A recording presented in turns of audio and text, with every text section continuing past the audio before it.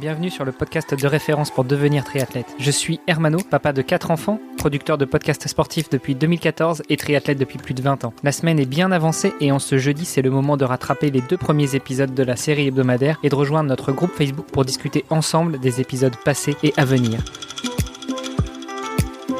Salut les sportifs, c'est Hermano et vous êtes dans le 3e épisode de la semaine du podcast Devenir triathlète par Ohana. Mon co-animateur est également présent, Olivier de Scooter. Salut Olivier. Salut Hermano. Et cette semaine, nous continuons avec notre invité Leonardo Pelagotti, instructeur Wim Hof, instructeur en méthode. On va en parler, mais tu vas nous dire exactement le nom sur la respiration. Et puis instructeur aussi Animal Flow. Ça m'a bien marqué. Leonardo, on a parlé hier. Bonjour.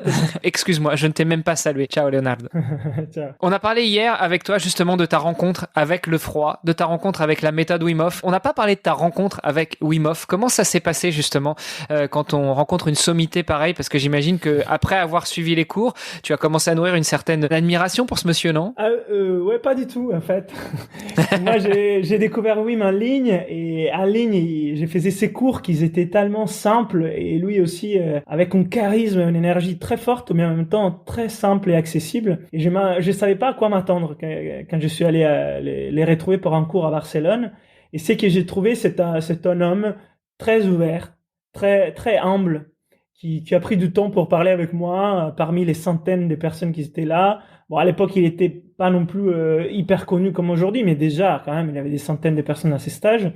Et ça m'a vraiment marqué en positif parce que j'ai retrouvé une grande force de caractère, une force d'âme, une énergie qui passait aux gens autour de lui, et tout en étant très simple, humble, en prenant un café avec moi, en prenant le temps pour discuter. Donc ça m'a impacté de façon positive parce que j'ai vu la méthode est bonne et l'homme derrière cette méthode, c'est un homme honnête, avec une mission qui est une vraie mission, celle de partager un peu ses clés avec tout le monde, parce qu'on a tous besoin de savoir un peu ces éléments de base sur la santé, sur la vie, sur l'énergie, voilà. Et alors justement, après cette rencontre, est-ce que c'est là que tu as décidé de devenir d'abord instructeur, puis ambassadeur de la méthode, ou est-ce que c'était déjà une démarche que tu avais initiée avant? Ah non, moi pas du tout. Moi j'ai commencé la méthode Wim Hof c'était un parcours personnel. Et ça m'a fait très du bien au début. J'ai commencé, ça m'a fait vraiment du bien. Au niveau santé, énergie, humeur, sérénité mentale, force physique, ça m'a fait du bien. Donc j'ai continué à pratiquer.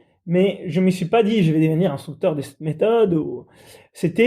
Ça m'a fait du bien. Je veux rencontrer Wim Hof pour savoir qui il y a derrière. J'ai rencontré Wim Hof et ça m'a rassuré parce que je voulais savoir si c'était en bonne démarche. Effectivement, la personne, Wim Hof, c'est une belle âme, une bonne personne.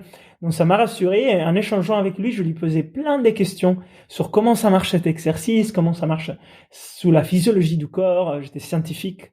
Et en fait, il me disait, j'ai pas les réponses à toutes ces questions. Mais si tu veux découvrir plus, il faut que tu deviens instructeur toi-même pour pratiquer, aller plus loin. Et moi, à l'intérieur de moi, au fond de moi, je savais qu'il y avait plein de choses que j'allais apprendre en parcourant ces parcours, mais je savais pas quoi exactement encore. Et c'est après la rencontre avec Wim que je me suis dit, bon, c'est décidé. J'étais en Espagne autour d'une bière, donc Cagnes, et je me suis dit, je vais devenir instructeur de la méthode Wim Hof. Et 1 heure après, j'avais envoyé la demande pour toute la postulation qu'il faut faire. Et ça a été tout un parcours d'1 an pour devenir instructeur. Voilà. Et comment ça se passe ce parcours justement pour ceux qui pourraient éventuellement être intéressés? Est-ce que c'est des cours en physique, en ligne? Est-ce que c'est de la lecture? Est-ce que c'est de la recherche? Est-ce que à l'image d'une formation universitaire, tu as une thèse à rédiger? Comment ça se passe cette formation? Non, c'est plutôt pratique avec une partie théorique sur la science. Donc là, il faut étudier, faire des examens, et faire des présentations. Mais sinon, c'est plutôt pratique, il faut pratiquer. En fait, avant de devenir instructeur, il faut pratiquer la méthode Wim Hof. Il faut être passionné, il faut être curieux, il faut être persévérant dans la pratique, régulier. Il faut pas se dire, je vais pratiquer 1 mois, je deviens instructeur. Il faut se dire, j'aime ce que j'ai fait, donc je pratique et après, peut-être, je vais devenir instructeur. Et ça prend 1 an et tu fais d'abord les cours en ligne, après tu fais des stages dans ton pays avec les instructeurs qu'il y a, et ensuite tu t'inscris au module avancé en Hollande. Et ensuite, tu t'inscris au module master en Pologne. Et après, si tu passes tes examens et si tu as déjà des compétences de coaching et si tu as la maîtrise des exercices et des techniques, tu deviens instructeur. Ok, mais donc comme tu dis, il faut avoir une certaine pédagogie aussi. Enfin, c'est pas juste savoir appliquer la méthode pour toi. Ouais, exactement. Il faut que tu puisses l'enseigner. Il faut savoir l'enseigner, il faut être aussi une personne responsable parce que tu t'occupes des groupes et tu vas faire des choses qui sont pas non plus voilà, il faut les mener dans les froids, suivant dans des conditions différentes, d'essayer dans l'habitude, donc il faut avoir une certaine capacité de leadership et de gestion du groupe en plus, qui est la pédagogie. Et alors comment ça se passe, parce que tu fais des exercices, alors que ce soit dans la neige, dans la glace, enfin c'est quand même assez extrême. Est-ce que les participants doivent rendre un certificat médical ou quoi pour se couvrir? Enfin comment ça se passe? Non, on fait faire des questionnaires médicaux. Et les gens expriment s'il y a des choses, des points d'attention, des vigilances par rapport au système cardiovasculaire. Ou par rapport à d'autres choses sur lesquelles il faut être informé, mais en tout cas, on adapte les exercices en fonction de chacun. Ok. Je le rappelle quand même, on en a parlé hier ou avant-hier, la méthode Wim Hof, ce n'est pas uniquement le froid, hein. C'est aussi des techniques de respiration et c'est aussi un focus sur le mental. Donc, c'est vrai qu'on parle du froid, on parle de la neige, on parle de la glace, mais donc pour être instructeur Wim Hof, il faut pas maîtriser uniquement l'un des piliers, mais bien les 3 piliers. Absolument. Ouais, ça c'est hyper important, effectivement. Les froids, c'est celui le plus visible, mais la respiration, absolument hyper important. Et c'est grâce à ça que je me suis ensuite spécialisé dans la respiration. En fait, moi, je suis arrivé à la respiration par la méthode Wim Hof. Et il y a des exercices, des techniques, mais je voulais aller plus loin, je voulais voir la totalité de ces domaines extrêmement vastes. J'ai pas encore vu la totalité, mais c'est mon objectif d'étudier 360 degrés. Et c'est grâce à cela que je suis allé dans son axe complémentaire, qui est les programmes Oxygen Advantage, qui est vraiment très complémentaire par rapport à la respiration Wim Hof. Peut-être avant de passer justement à cette partie respiration, Oxygen Advantage, on avait terminé l'épisode d'hier justement sur les bienfaits que la méthode Wim Hof t'a apporté, notamment en termes de performance sportive. Est-ce qu'on peut revenir sur ce point? Est-ce que tu peux nous en dire plus? Oui, en tout cas, disons, quand on commence à travailler sur le froid, on commence à travailler sur plusieurs parties systèmes de notre corps. Le principal, c'est le système cardiovasculaire. On fait une vraie gymnastique de tout ce qui est vasoconstriction, vasodilatation, des artères, des veines, des capillaires. On aide la circulation périphérique et profonde. Donc, on commence à faire fonctionner un peu mieux la machine. Donc, sur des temps courts, on travaille avec des exercices, mais sur des temps longs, ça aide le fonctionnement du cœur, ça aide la circulation du sang, ça aide l'oxygénation aussi des tissus, qui est importante dans tous les sports.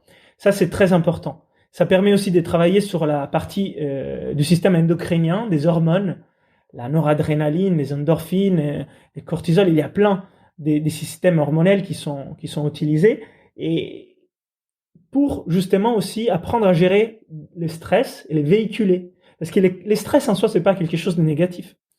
Les stress peut au contraire induire des réponses physiologiques très puissantes et même utiles, surtout dans des sports.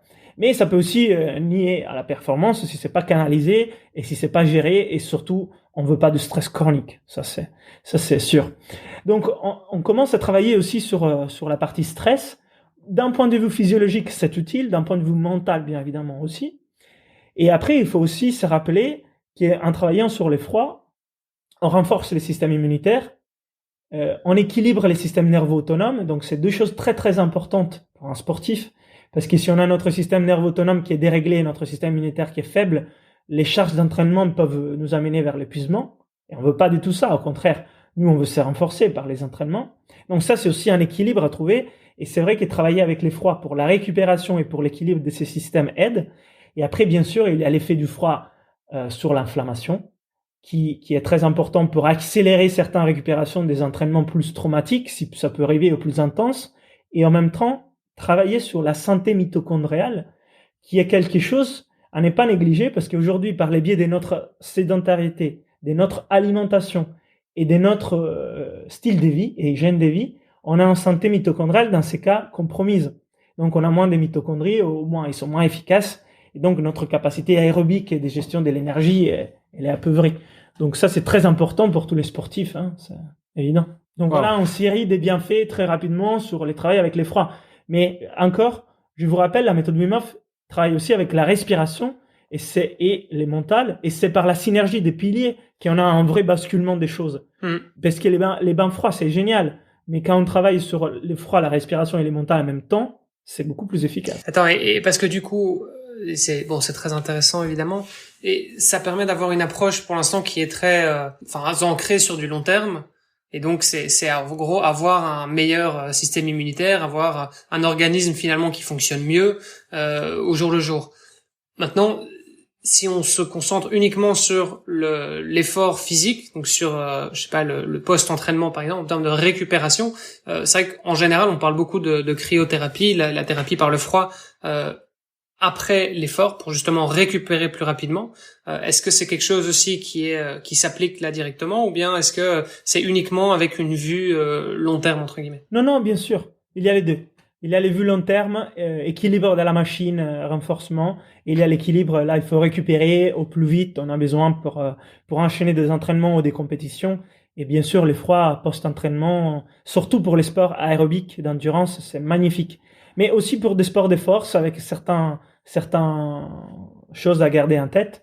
Mais c'est très utile. Hein. Ok. Et typiquement, alors pour un triathlète qui s'est entraîné, qui a des grosses sessions, que ce soit en course à pied ou à vélo par exemple, qu'est-ce que tu lui recommanderais en termes de récupération par le froid? Moi, je recommanderais après l'entraînement de travailler sur des bains froids ou des douches froides. Hein. Des fois, on n'a pas des bains froids, donc on fait des douches froides, c'est très pratique. Okay. Et on peut aussi faire l'alternance chaud-froid. D'accord. Pour aller encore un peu plus loin.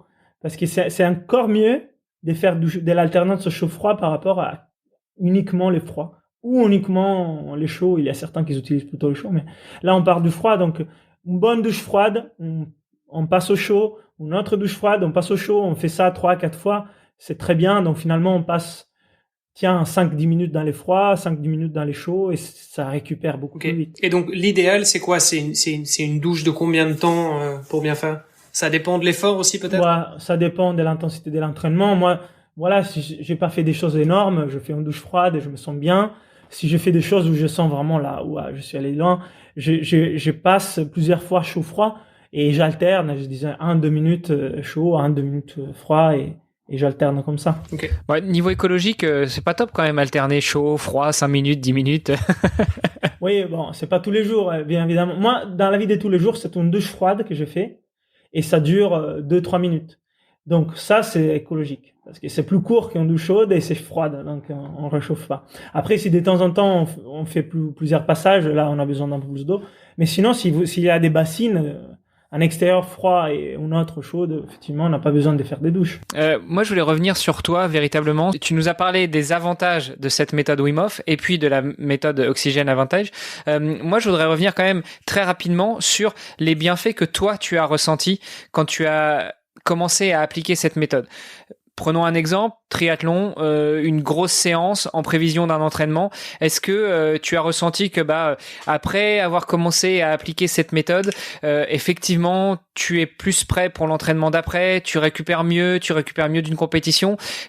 Quel changement tu as senti en toi? Il y a effectivement l'effet de récupérer plus vite. Ça, c'est évident. Et accompagné par l'effet qu'on a un capital énergie plus haut au départ aussi. Donc, on touche moins les fonds. Moi, j'ai vu vraiment ces deux choses-là. Plus d'énergie en stock et la capacité de la récupérer plus vite, à la fois parce que le froid, ça équilibre les systèmes nerveux autonomes, donc ça nous remet au centre, ça augmente la variabilité de la fréquence cardiaque, donc on récupère plus vite, et à la fois aussi au niveau musculaire, effectivement, c'est vrai que le froid aide pour avoir moins des effets secondaires suite à l'entraînement. Hein. Donc moi, je l'ai vu avec des amis ou autres, qu'effectivement, j'ai récupéré plus vite par rapport à eux, et que généralement j'avais un capital énergie plus haut. Et c'était pas du tout les cas sous l'endurance avant. Moi, la première fois que je suis allé courir avec un ami qui faisait du foot, j'ai fait 2 kilomètres. Après, j'étais mort. J'avais plus de souffle déjà au niveau. Et j'ai une nationale au niveau en Italie. Hein, ça veut dire que je m'entraînais tous les jours 5 heures. Donc c'était pas un problème. C'était vraiment un problème. Là, j'ai épuisé vite parce que j'avais pas de capacité aérobique. Et après, une semaine après, j'avais encore mal aux jambes. Donc Au début, je partais vraiment des loin, hein, c'est pour vous dire. Ouais, mais même au-delà de ça, je pense que de passer d'un sport à l'autre, parfois c'est très difficile. Enfin, je sais que moi, il y a 2 ans, j'en avais une activité de team building avec le boulot, et c'était un tournoi de hockey sur gazon. Bon, moi, c'est pas du tout un sport que je pratique. Pourtant, je faisais du triathlon, donc j'étais en très bonne forme, je courais très bien, mais par contre, j'étais plié en deux à essayer de prendre de courir derrière la balle, et en fait, j'ai eu des courbatures pendant une semaine, alors que en soi, j'étais en très bonne forme. Donc, comme quoi, passer d'un sport à l'autre, parfois, c'est vraiment ça qui te casse, quoi. Oui, s'il a la technique, mais bon, là, aller courir, il n'y a pas beaucoup. S'il y a un peu de technique, mais bon, dans les cadres de la gymnastique, pour s'échauffer, on allait courir, donc on faisait des choses. Mais c'était vraiment, oui, bien sûr, après, les systèmes aérobiques qui n'existaient pas, la technique de la foulée peut-être n'était pas géniale, mais c'était aussi un changement radical de mon corps. Oui, non, c'est sûr. Bah, et puis après, l'échauffement en course à pied, c'est encore très différent d'aller courir pendant plus longtemps aussi. Enfin, je pense que c'est aussi quelque chose de très différent. Je sais que souvent les cyclistes, bah, pour eux, ils peuvent avoir une très bonne VO2 max, mais c'est pas pour autant que ça va être des bons coureurs, parce que bah, ils utilisent leur corps de manière complètement différente. La sollicitation des muscles est tout à fait différente, donc c'est pas la même chose. On a bien parlé de la méthode Wim Hof, principalement du froid. Je propose qu'on garde pour l'épisode de demain la partie respiration. J'avais juste une question avant. Qu'est-ce que tu penses d'aller courir, ou d'aller courir principalement, donc de bien échauffer toute la partie musculaire antérieure du corps, surtout un jour où il fait chaud, et puis à peine arrivé te jeter dans un bain froid. Est-ce que au contraire c'est pas contre-productif, parce que justement tu as une contraction des vaisseaux sanguins ultra rapide, ou est-ce que il y aurait des techniques pour pouvoir mieux récupérer après une activité où justement tu montes beaucoup en température, une activité relativement exigeante, qui pourrait combiner le froid? Disons que t'as pas besoin de te jeter tout de suite à l'eau froide. Tu peux aussi attendre 5 minutes, marcher un peu, après faire quelques exercices pour descendre un rythme cardiaque, et après aller dans l'eau froide. De toute façon, t'es encore chaud. Et c'est pas nécessaire. Si tu fais du swim and run, bah là t'as pas le choix. Donc des fois tu rentres dans l'eau froide et tu sors, tu cours, et ça j'adore. Moi je l'ai fait, j'adore. Pour l'avoir fait, je trouve que c'est un combo génial. Nager dans l'eau froide et après courir et après nager dans l'eau froide, j'adore. Mais c'est pas obligatoire, hein. On peut aller courir, on est chaud, on passe 5-10 minutes dans la phase de descente, on calme les cœurs, et après on fait le froid après. On n'est pas du tout obligé d'enchaîner dans la seconde près, hein. On peut attendre même 1 heure, il y a pas de problème. Ok, donc là l'avantage en tout cas pour toi du froid, c'est vraiment d'améliorer la récupération, mais que on n'a pas besoin de créer un choc entre le chaud et le froid pour accentuer cette récupération. Non, après on peut le faire comme travail, c'est une autre chose. Et nous on fait dans mes stages, on fait sauna 115 degrés, bain de glace 0. Et alors là on les fait sans pause. On fait un et l'autre. Bien sûr on se prépare, hein. C'est pas que les gens, ils ont jamais fait rien, je leur fais ça. Non, on se prépare, il y a tout un protocole, n'y va pas. Mais une fois qu'on se prépare physiquement et mentalement, et ça peut demander 30 secondes ou 10 secondes si t'es entraîné, ou des heures si t'es pas entraîné. Mais tu fais ça, il y a aucun problème. Alors là, oui, tu travailles sous les changements des 100 degrés et plus, avec tout ce qui en découle au niveau de la physiologie, qui bien sûr travaille au niveau du stress hormétique. Donc, il a des intérêts aussi à avoir des intensités de stress différents. J'ai un ami qui est kiné et triathlète qui m'avait dit à l'époque que donc en gros ce qu'on faisait c'était après les entraînements, les grosses sorties vélo ou quoi, c'est dans le sud de la France, il faisait assez chaud, et puis on allait mettre nos jambes dans l'eau froide, c'était dans des plans de haut ou quoi. Par contre il disait il faut pas rester plus de 20 minutes. Est-ce que tu confirmes ça? Peut-être si vous restez juste avec les jambes, je sais pas. Nous normalement on travaille sous les corps entiers, ouais. Mais c'est vrai que tu peux cibler la zone. Si vous avez fait du vélo, vous faites plutôt les jambes, ça va aussi. Alors les 20 minutes, je pense que lui peut-être il s'est basé par rapport à la température, par rapport à des choses. Mais en général quand on fait des bains froids, effectivement on ne reste pas beaucoup, hein. Moi, je pense qu'on reste maximum une dizaine de minutes, généralement. C'est ça, ok, d'accord. Oui, donc ça se confirme, quoi. C'est pas des heures, hein, non. On parle 10, mais grand maximum 15 minutes, si on monte un peu en température. C'est ça, mais au-delà de ça, ça devient plus bénéfique, en fait. Si tu restes, restes 40 minutes dans de l'eau froide, en fait, ça... Non. Ça sert à rien, non, quoi. exactement. Okay. Mais après, tu travailleras autre chose, mais pour la récupération, disons. Oui, pour la 45 récupération minutes, musculaire, c'est c'est pas nécessaire, quoi. 15-20 minutes, c'est suffisant. Okay. Ah oui, même moi. Ok. Bah, messieurs, merci beaucoup pour ces échanges sur la méthode Wim Hof et particulièrement le froid. Demain, je propose qu'on revienne sur la partie Oxygen Advantage et que tu nous parles justement des bienfaits de la respiration cette fois-ci, Léonard. Avec plaisir. Excellent. À demain. À demain. À demain. Vous avez apprécié nos échanges? Alors n'hésitez pas à aller sur Apple Podcast, laisser un commentaire, passer faire un petit tour sur les différents réseaux sociaux, taguer notre invité dont on remet toutes les coordonnées dans les notes de cet épisode et n'hésitez pas à venir faire un petit tour sur notre groupe Facebook, c'est le meilleur moyen d'interagir avec nous et d'en savoir un petit peu plus sur les actualités multisports du moment. Je vous donne rendez-vous demain pour un nouvel épisode. Salut les sportifs!